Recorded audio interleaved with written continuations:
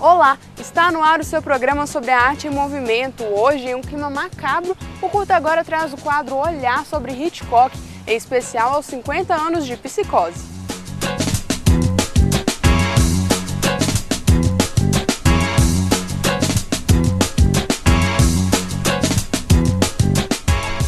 Para entender melhor essas figuras do cinema e da vida real, uma matéria sobre psicopatas.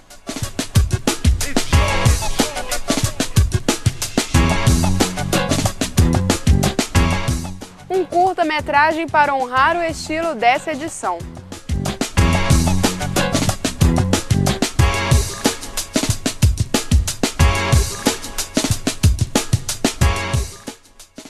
E mais, então curta agora!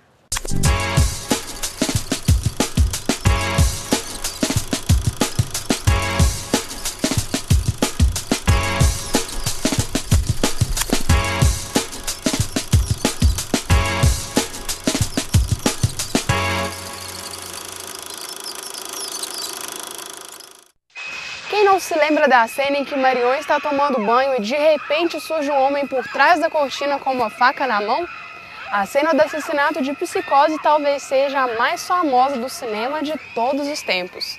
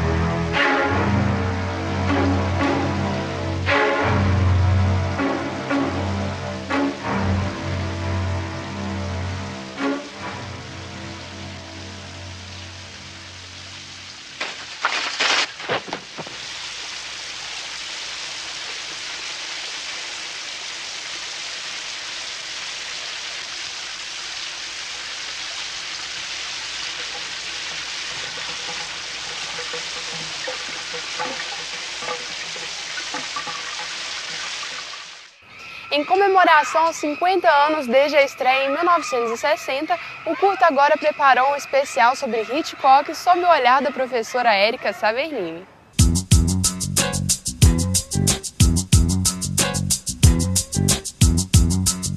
Hitchcock, ele começa no cinema ainda nos anos 20. Por 5 anos, de 1920 até 1925, Hitchcock vai passar por várias funções do cinema. É um aprendizado muito interessante que ele vai ter nesse momento, porque ele vai ser roteirista, assistente de direção, ele começa nos intertítulos do cinema mudo, né, que são aqueles letreiros que colocava fala ou alguma explicação do filme.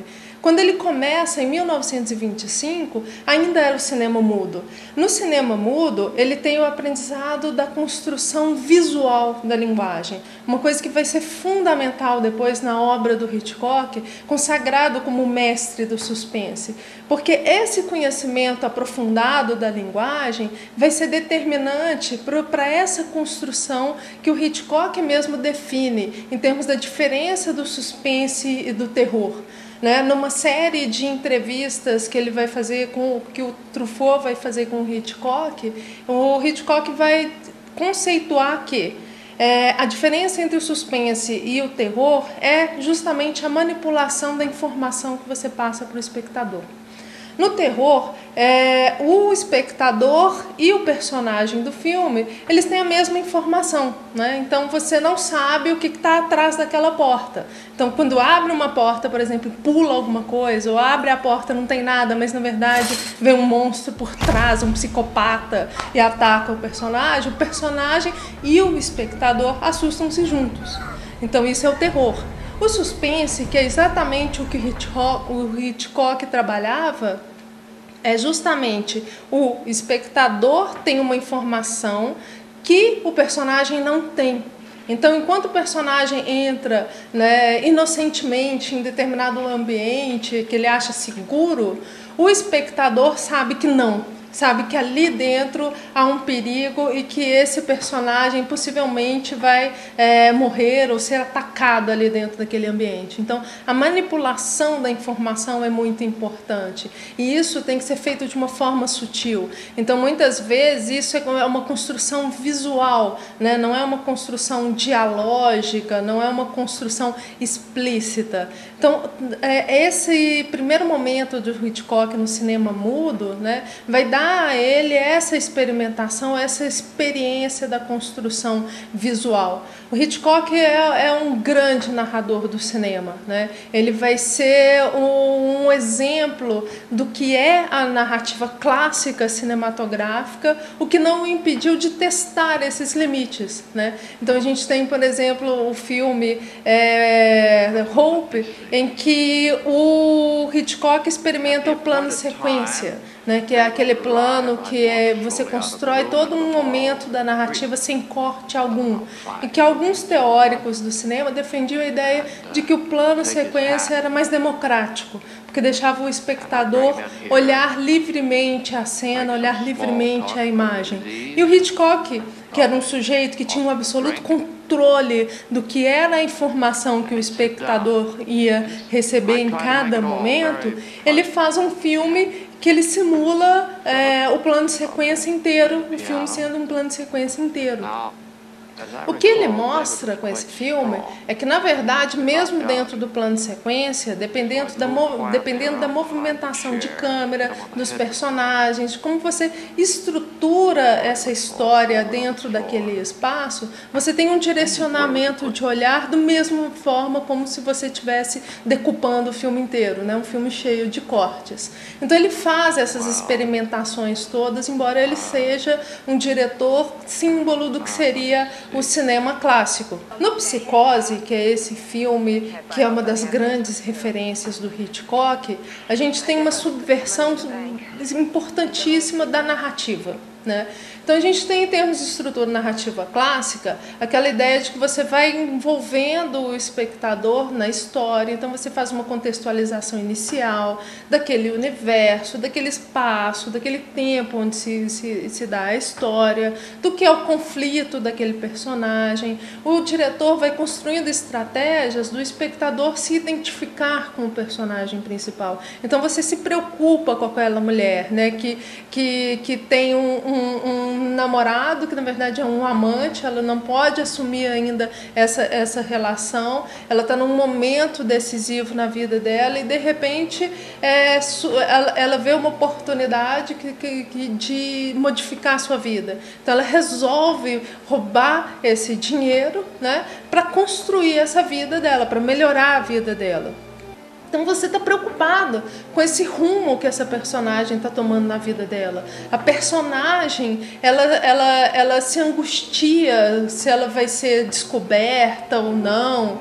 E nesse momento do filme, né, a gente está com esse envolvimento absoluto com essa personagem, preocupado com esse conflito que foi construído. Isso é uma estruturação típica da narrativa clássica, né, de você construir essa identificação, apresenta um conflito, né, faz o espectador se interessar em entender como vai se resolver essa situação, né, porque ela não é uma ladra qualquer, ela é uma mulher normal, honesta, festa e tudo mais, e que acaba caindo em tentação, e você está preocupado com esse personagem, e na fuga dela, né, ao acaso, ela para num hotel para dormir.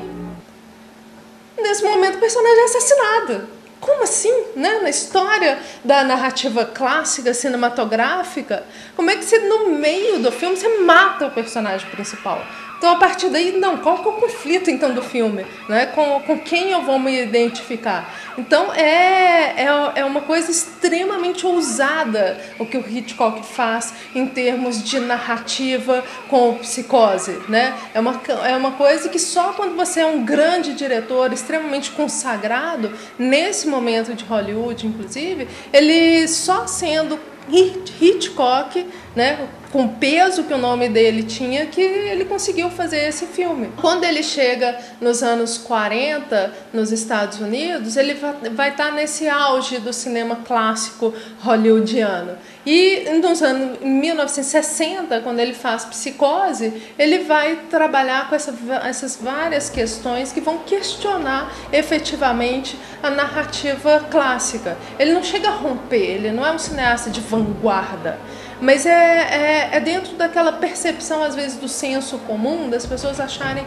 que a narrativa clássica é uma receita que você segue, que é muito mais fácil fazer um filme clássico do que você fazer uma ruptura.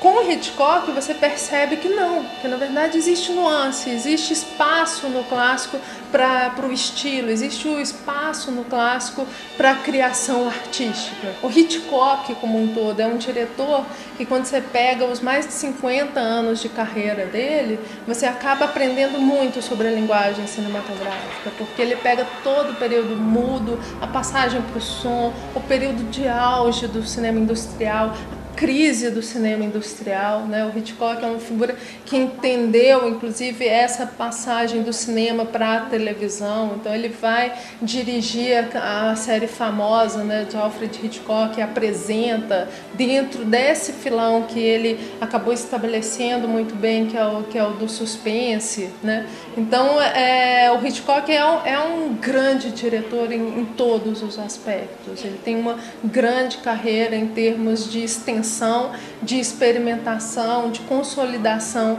da narrativa clássica. E o Psicose é talvez o filme mais famoso dele, talvez certamente um dos mais reverenciados.